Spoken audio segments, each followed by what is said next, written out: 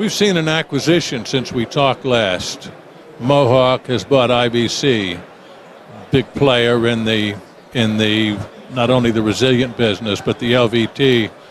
What's your take on that? Did that surprise you? It doesn't surprise me that Mohawk made an acquisition result. I was surprised that they made an acquisition in all the other segments. You know, they did have a good distribution arrangement, but I probably was a little surprised with IVC, but it makes sense with their other acquisitions. They were usually, their last big one was in ceramic tile. It was an Italian company. So, they always look low. They're one of the few companies on the planet that really look at the market on a global basis. So once you say that they acquired IVC, it's not surprising. Well, and it really rounds out their portfolio of products in a major way. Yes, well, it needed. I mean, it was strong in every segment, and even though it was probably still strong and resilient, it wasn't their product. So that's why I said I was always waiting for it to happen, and now it made sense is that they got capacity in Europe, and I guess they were building an LVT plant in Europe. I guess they'll use all that capacity to supply the entire world from there. And they really bought expertise in that product area, which will help them both here in the U.S. and in Europe. Yeah, well, we discussed that. Catalina over the past year has done the LVT report, and everyone was talking about capacity, what's going to happen with capacity, and it was like, wait, you're not going to ramp up the capacity that quickly, especially players who haven't been involved in LVT that long.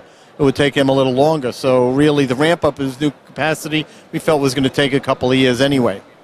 I guess that acquisition ought to really help you in terms of that report, that LVT report. It seems like a lot more people are going to want to have that on their desk. Well, yeah, I guess it puts it front and center with an acquisition like that. But LVT over there, they've also did well with their sheet product and building capacity in the United States. So it's just it's just not a one product company, but they're strong at both sides of the resilient market. So strategically, it was a really good move for Mohawk. And it seems like consumers now look at vinyl in a different way, not counting LVT, but just sheet vinyl in a different way than they did 6-8 years ago. Well, I'm not really sure in residential market. I mean, resilient has been gaining share. I'm not sure there's been a significant change in attitude towards vinyl. I think most people just think of vinyl as their parents and grandparents' vinyl.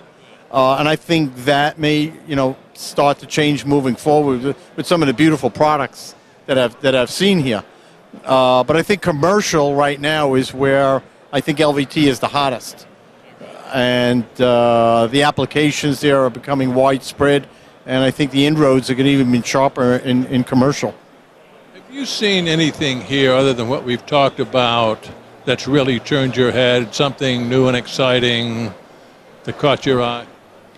Well, I was looking at the, at some of the LVT products that have really come on. I started looking at LVT when it was just a floating floor that they put down.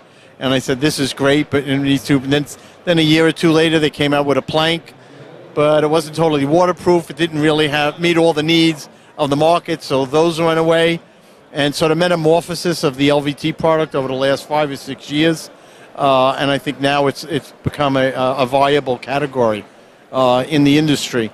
And not only, I don't want to say surprised, but it was expected. I mean, not only do you have some large U.S. marketers here, but a lot of the Chinese and foreign marketers are here with LVT also, which is really was developed in Asia. The LVT that we're accepting now was developed in Asia, and is very big in that part of the world. It seems now with all the plants going up here, and the pressure that will put on the Asian players, we're seeing just a wide variety of product and looks. Expanding greatly over what we used to think of as LVT. Well, I think that goes back to your question about carpet and can it come back. And so, you have LVT, you could get a wood look, you could get a stone look, a marble, you get any type look you want. And as I said, those options weren't available 20, 25 years ago. And so, yes, you walk through and you see the hard surfaces. You could create your own design using multi-materials. I wouldn't be surprised if in residentials within the same room, consumers and designers don't start using, various floorings to create unique designs within a single room. Could carpet use a little dash of creativity that it doesn't seem to have? I mean, we see inroads in terms of fiber, new fiber types, interesting fiber types. But in terms of the look of the carpet, it doesn't seem to have changed a great deal. Well, in area rugs, you see a lot of great designs. So if they want to go in direction, the possibility is there. But as I said, wall-to-wall doesn't tend to lend itself to that. So as that's part of, the decrease in share of wall-to-wall. So if you want it look, if you want the design, if you want the color, you could still bring in soft surface, but you put a hard surface down, and then you get your area rugs in there. There's some awfully good-looking product out there to do that, and there's a lot of players in this room are doing an excellent job with custom area rugs. Yeah, well, and that's probably, I think I was surprised to see so many vendors here, and that's where they're making into. They have these niche players coming in and satisfying demands of the market. As a matter of fact, for any retailer, that's probably a good thing to consider as an adjunct to their business, is getting in the rug fabrication business. Well, I think more and more retailers, I know personally that's we do, because many times we're frustrated in buying a rug, and they come in sizes that don't fit our area. The last time we did it, we actually went to a carpet store, and he said, this is how it's supposed to fit the room, the area rug, and measure, they came and measure, and it was a unique size to our room, and we picked out a broadloom product, and they made it into an area rug, and we love it and very satisfied. So I'm sure that's the retailers are going to be more and more, meeting those needs. And if I'm not mistaken, for everybody who buys a hard surface floor, within 6 months, they're probably going to buy an area rug to put over it. Well, some part of the room, yes. Or maybe a runner type next to a bed, or a carpet in front of the seating area, to warm up the room and to make it a little more comfortable. And I think that right now that's the way of designing and furnishing a home.